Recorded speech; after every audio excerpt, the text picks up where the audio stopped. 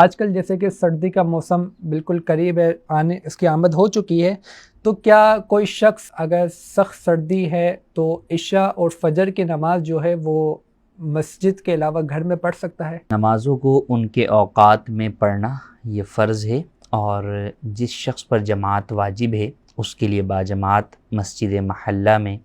حاضر ہو کر باجماعت نماز پڑھنا بھی واجب ہے۔ اب اگر واقعی کسی شخص کو شرعی عذر ہے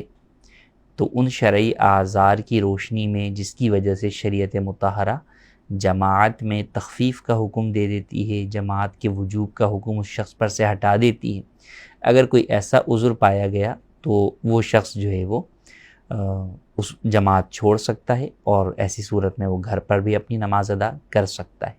لیکن اگر ایسا نہیں ہے، صرف سردی کی بنا پر فجر میں لوگ جو ہے وہ سستی کر جاتے ہیں کہ بھئی بستر سے کون اٹھے اور اب جو ہے وہ راستے سے گزر کر مسجد جائیں، نماز پڑھیں اور واپس آئیں، تو فقط یہ جو ہے وہ عذر نہیں ہوگا، بلکہ یقیناً اٹھنا ہی ہوگا اور مسجد میں جا کر باجماعت نماز ہی ادا کرنی ہوگی۔ ہاں، اب اگر مثال کے طور پہ سخت سردیاں ہیں اور اس میں بارش بھی ہو گئی ہے، اب جو ہے وہ جانا ممکن نہیں ہے، کیچڑ بھی ہے، ٹھنڈ بھی بہت زیادہ جو ہے وہ بڑھ گئی ہے کہ اب اگر وہ باہر بارش میں بھیگتا ہوا نکلے گا تو جو ہے وہ شدید بیمار ہونے کا اندیشہ ہے، تو ایسی صورت کے اندر اسے اجازت ہوگی کہ وہ گھر پہ نماز جو ہے وہ ادا کر لے۔